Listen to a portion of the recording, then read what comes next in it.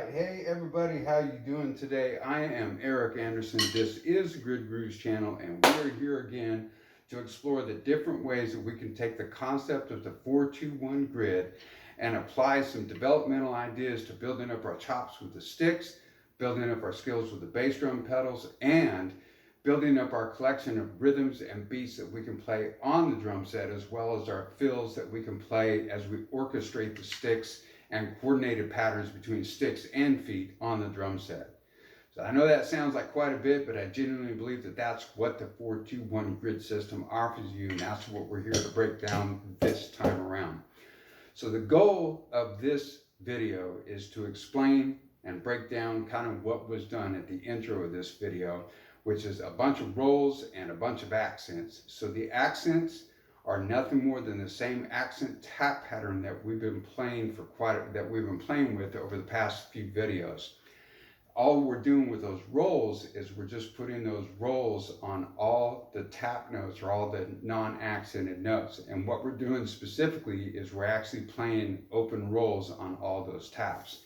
So what's really cool about this particular exercise is it's actually, when you work on just rolls and accented notes like that, there's actually three of the more basic rudiments that you're working on. There's one that's called a rough, there's one that's called the 5-stroke roll, and finally there's the 7-stroke roll. So the rough is, here's an easy way to think of the rough. I think of the rough as a 3-stroke roll. And here's what I mean by that. An open roll is nothing more than when you're playing all your notes. An open roll is nothing more than playing a double stroke roll, or a double stroke on each of the main notes that you hear. 1, 2, 3. Now rolls. 2, 3. Taps. 1, 2, 3. Roll. That's your open roll. And the open roll is the foundation for the rough. It's the foundation for pretty much all the 5-stroke rolls, 7-stroke, 9-stroke, 10-stroke, 11-stroke, 13, 15, 17. And as long as you want to go like this, right, you are playing an open roll. So the rough, an easy way to think of the rough is just, it's a 3-stroke roll. One hand is playing 2 of the notes, and the right hand's got to be able to do it too.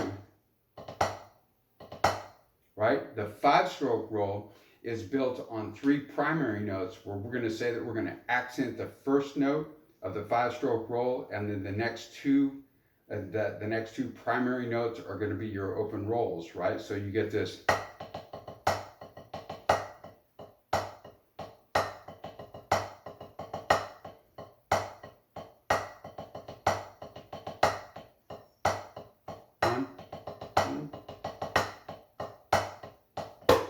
Right? Now your 7-stroke roll, a great way to think about this is that there's 4 primary notes instead of there's an even number like a 4 with the 7-stroke roll, and the last note of the 7-stroke roll is where the accent lands. But it's also interesting to keep in mind that with the 7-stroke roll, because there's 4 primary notes that are played, the hand that plays the accent is not the hand that starts the roll, which is the case in the 5-stroke roll. So what I mean by that is when you get your 7-stroke roll, here's your 4 notes. 1, 2, 3, 4. Now putting the rolls on there.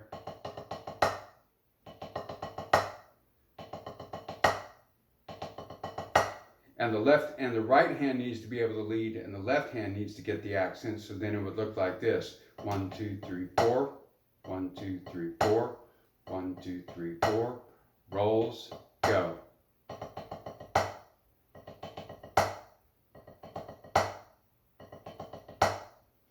Stop. Right? So the reason why I'm reviewing this is because these are the things that are actually done. These are the rolls or the rudiments that are actually used in this particular grid. And the idea is this: all that we did was we took the same accent tap pattern, put accents where they're always at, and played open rolls or diddles on all the tap notes. So here's how it breaks down. The blue rhythm and the red rhythm are both 5-stroke rolls. The only difference between them is that in the blue rhythm, the accented notes are played on 1 and the and of 2, so it sounds like this: 1, 1, 1, and 1, and like that. In the red rhythm, it's because the accents are pushed over 1/16th note to the right. Now the left hand plays its first accent or its accent on the and of 1, and the right hand plays its accent on 3. So now you get this, like that. Now in the green and the yellow rhythm, this is where it's a combination of 2 rudiments put together back to back. One rudiment is the 7-stroke roll, and then you immediately go into the rough, which takes you right back into the 7-stroke roll. So hopefully you can kind of see how this works in the green rhythm. The left hand is playing the 2 accents, which means the right hand is playing those diddles for the rough, like that, and then the right hand is leading the 7-stroke roll. So in the yellow rhythm, it would sound like this. It would be,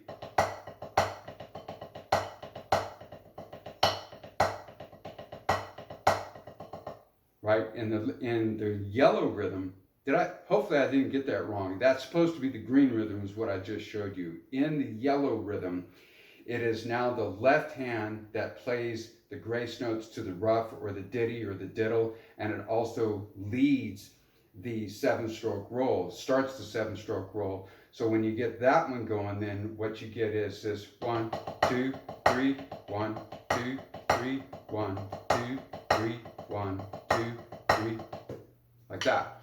Okay, so there's the breakdown of the rudiments that are covered, or the rudiments that are developed just by adding open rolls to all the tap notes.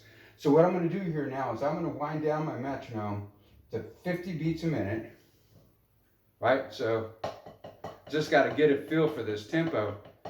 There we go. All right, I'm liking that. So here we go. So we're going to break this thing down at 50 beats a minute, at 55 beats a minute, and finally at 60 beats a minute, so you can kind of hear how this develops. So here we go at 50 beats a minute. Let's go through this entire grid. So here we go. So 1, 2,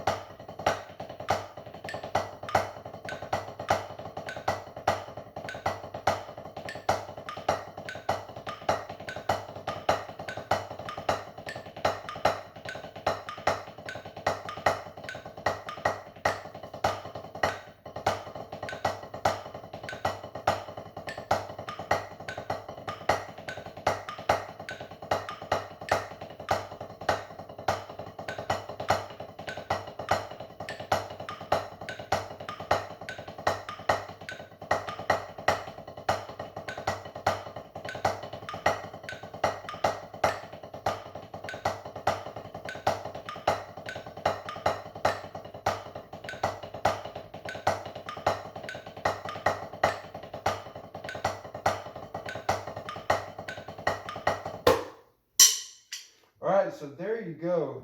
That, my friends, right there is 50 beats a minute. So now we're going to take it up to 55 beats a minute. And it's going to, just by taking up the tempo of 5 beats a minute, it actually makes this one a bit more challenging. So here we go. Let's try 55. Let's see what happens here. Just got to get a feel for it. All right, here we go. So 1, 2, 1.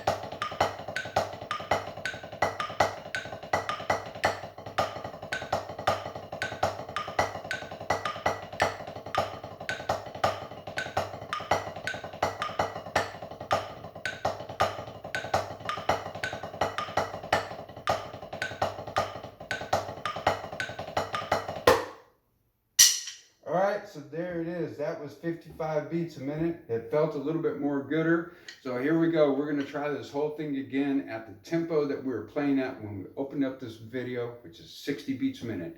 So here we go. Let's see how this whole thing sounds again at 60. Got to get a feel for it, you know? So here we go.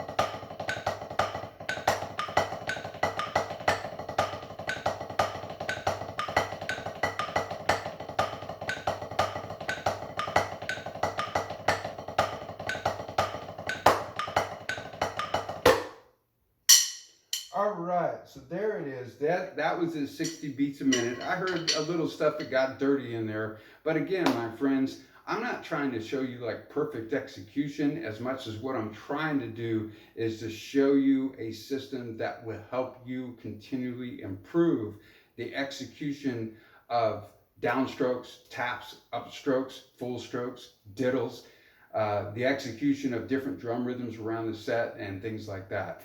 I have significantly improved over this time that I've been working on this one in particular. Like I said before, and I'll say it again, I underestimated this. Let me rephrase that. I didn't even underestimate. Honestly, I was overly confident. That's what it really was. That I could just pick up the sticks and crush this one. And I found out real quick that that wasn't the case, that I needed to spend some time working on this to improve that command of the diddles and the diddles in the context of these different accent tap patterns. And it really forced me to dig in and really develop and start to hone my skills for good execution of full strokes, downstrokes, upstrokes, and diddles, because I'm substituting diddles in for all the taps. So my friends, the goal here was to just kind of unlock this a little bit more and to show you another way that you can take some of the more basic approaches of playing a drumstick and run it through the grid, and you can wind up blowing up your command and mastery of just playing the drumsticks by adding something as simple as diddles to all the tap notes, but still getting all of your accented notes to come through. So I got to ask you, my friends, did I actually hit that target today? Did I unlock another way that you can take some of the more fundamental parts of playing the drumsticks and apply it to any and every grid that you encounter? If I did achieve that goal, then please definitely share this with other people, because honestly, that's like the most rewarding thing for me, is when people get this and they're able to use it and they got the benefits out of it and they're sharing it with other people. Along with that, you know that we're all about likes and we're all about subscribes, because that's the way that things are done nowadays. So I would definitely appreciate that as well. But if I did not help you unlock this idea, then please let me know in the comments down below what I did not do, where I failed to meet the objective. And please let me know that, because I'll be more than happy to circle back around and produce another video that goes deeper into that particular issue.